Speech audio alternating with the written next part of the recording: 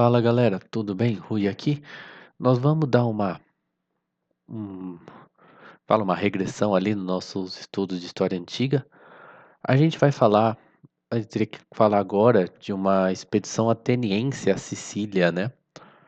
Que eu nunca tinha ouvido falar, talvez vocês não tenham ouvido falar também. Mas eu falei, bom, vamos fazer a história da Sicília, né? Embora talvez esse período da história ele é antes da colonização grega, em grande parte, em alguma parte, né?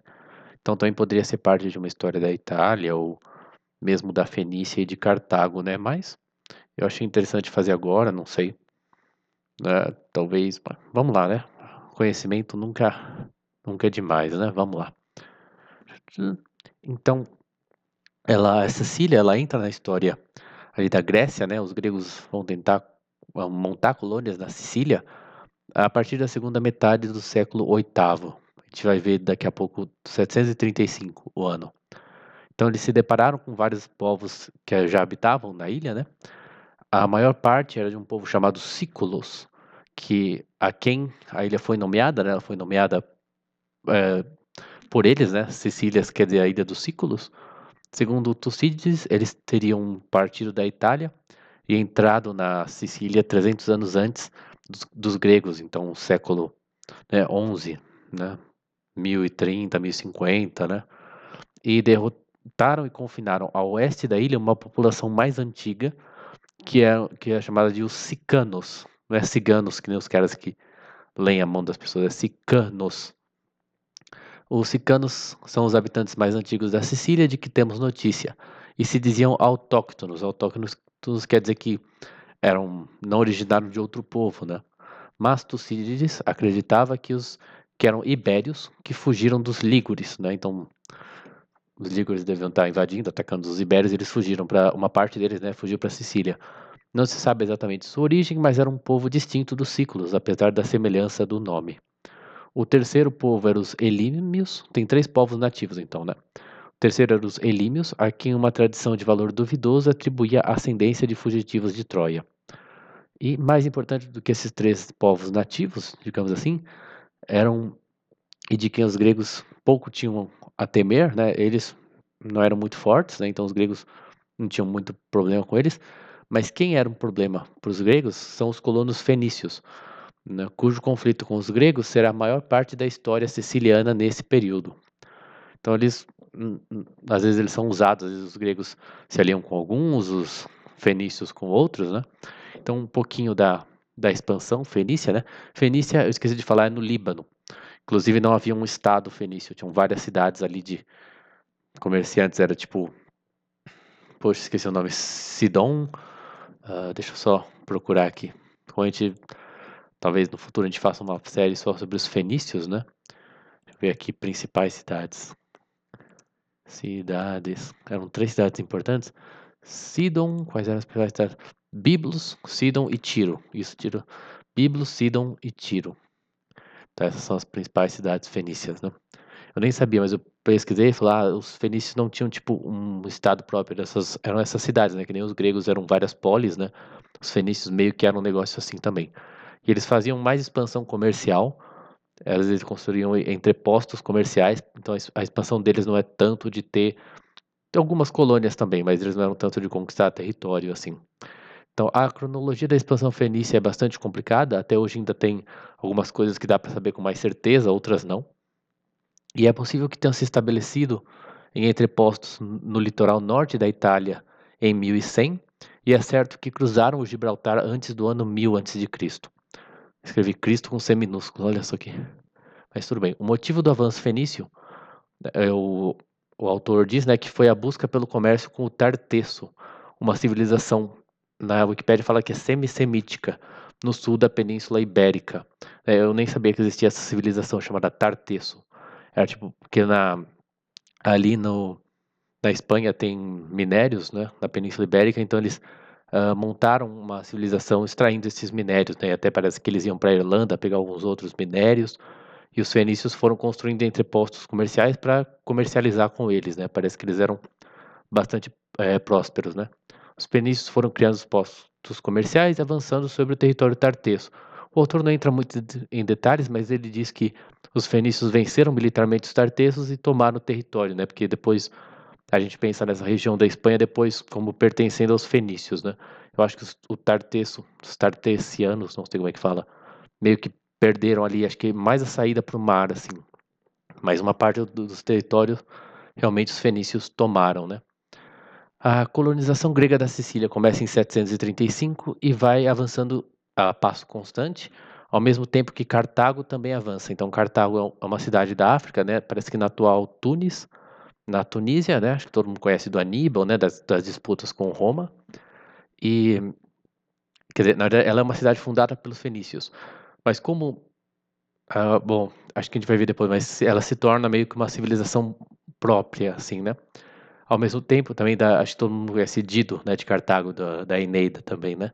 Ao mesmo tempo que Cartago também avança, porém, durante o século VII não há conflitos, apesar da clara ameaça grega aos fenícios, ou também ameaça dos fenícios à Grécia, né? Em geral, cada um parece ter evitado as regiões dominadas pelo outro, por isso não há colônias gregas no norte da África, a oeste de Cartago, nem colônias cartaginesas na Magna Grécia, que é o sul da Itália. Então é justamente esse mapa aqui, né? Você vê que talvez vejam o meu mouse aqui, né? Aqui no verde Cartago, bem aqui nessa pontinha aqui. Então você vê que Cartago está meio que a sudoeste e a Grécia mais a noro, noroeste, nordeste, desculpa.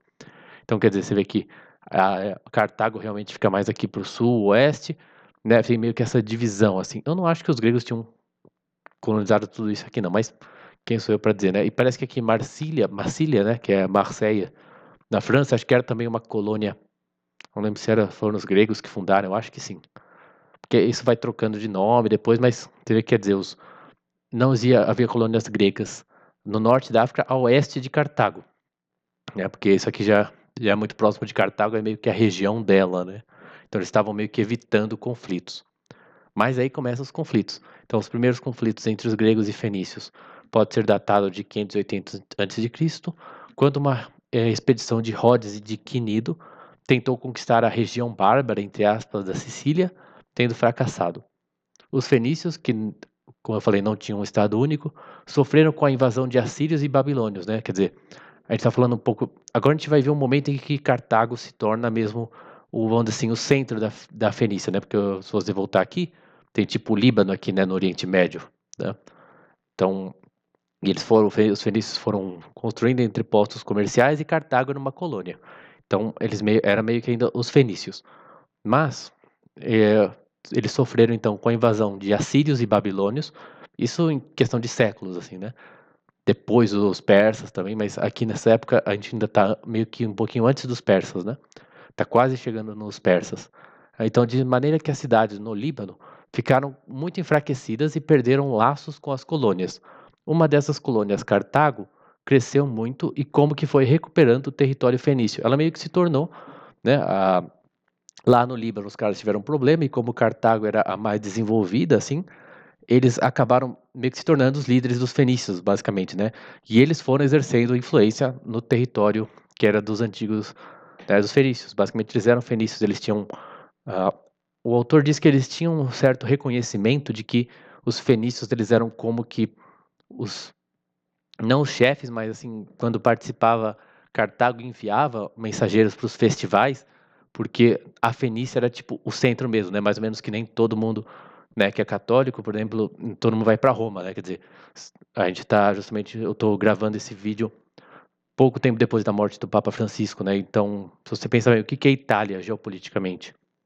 Não é nada, mas todos, né, os católicos, todos os bispos vão para Roma, né? Tinha meio que um negócio desse da Fenícia, mesmo dos fenícios, né? Mesmo que Cartago fosse tipo mais forte, tinha uma relação religiosa e política com meio simbólica com o Líbano, né? Aí em 555, o general cartaginês Malcus realizou uma série de campanhas na Sicília. Não se sabe quem era o inimigo de Cartago. Ele é um general cartaginês, né? Se os gregos ou outras cidades fenícias. Sabemos que as cidades fenícias terminaram sob o poder de Cartago. Se isso foi por aliança contra os gregos ou se Malco foi enviado para conquistar essas cidades, não temos certeza. Então, quer dizer, a gente não sabe se eles estavam lutando com os gregos e eles falaram assim, vamos nos aliar mesmo com Cartago, nós já somos fenícios, né? Ou se o Malco foi lá para conquistar essas cidades mesmo, né? Porque eles podem ter aproveitado para querer não serem independentes, né? Mas Cartago foi lá e talvez tenha pego eles, né? Aí em 535 houve um conflito envolvendo de um lado os gregos fócios, né?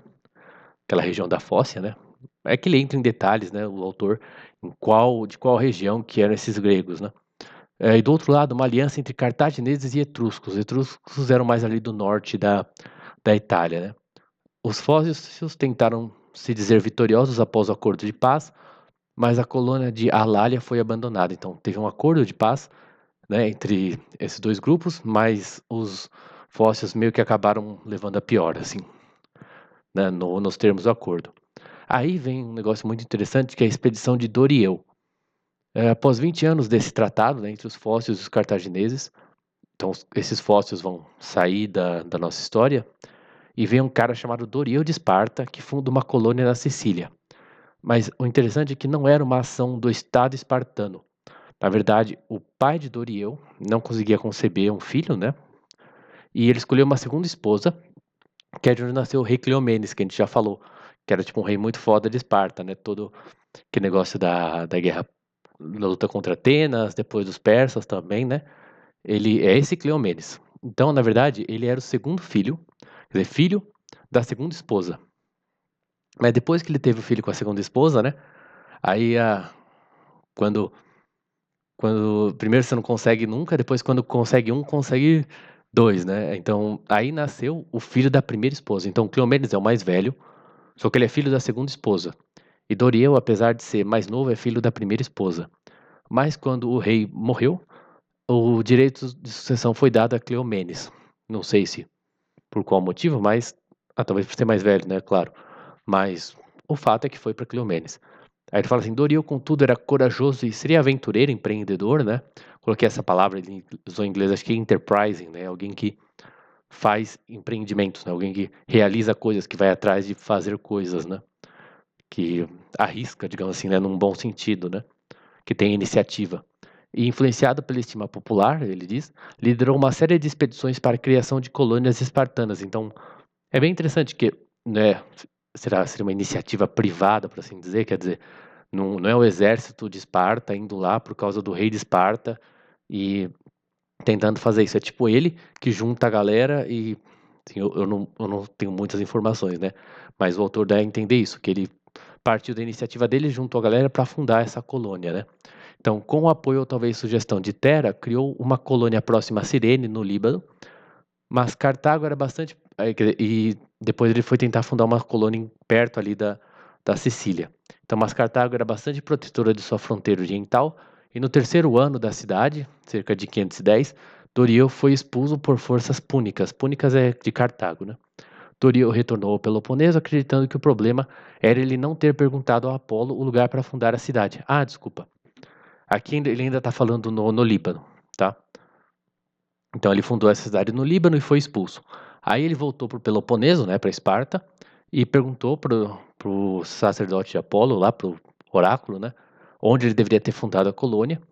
E aí dessa vez ele seguiu, porque eles falaram para ele fazer a colônia, para ele reconquistar a terra de Erix, que para os Heraclidas, onde Hércules havia ganho uma batalha contra o rei Erix. Então tem essa história de que quando Hércules estava indo para, eu acho que, não lembro, um dos trabalhos, ele chega nessa região de Erix, ele luta com o rei Erix e acho que mata ele e ganha. Mas essa terra, depois os fenícios, né, conquistaram. Né, deve ter rolado um monte de coisa aí. Mas os espartanos, se vocês lembram, eles eram tipo 12, eles eram, se acreditavam, herdeiros dos Heraclidas. Né? A história é que os Heraclidas voltam, né, com a invasão dória, isso a gente viu lá atrás, e fundam nessas várias cidades, reconquistam essas cidades, né? Então, Esparta era uma cidade dos Heraclidas, digamos assim, né? Então ele estava achando que, pelo menos os reis de Esparta, né, eram descendentes de Hércules. Leônidas se acreditava descendente de Hércules também, né? E então ele quer reconquistar essa terra que seria de Hércules, né? Essa terra de Erix. Aí não deu certo e ele morre no primeiro ano da criação da cidade pelas tropas cartaginesas de novo atrapalhando ele. Então, a gente vai ver depois a ascensão de Siracusa e depois mais os conflitos com os gregos para tentar chegar até a, a expedição ateniense, voltar onde a gente estava, beleza? Então, lembre-se de curtir, comentar, compartilhar, se inscrever. Se puder seguir o link e ajudar a gente no Tipa.aí, eu agradeço muito. Até a próxima, muito obrigado.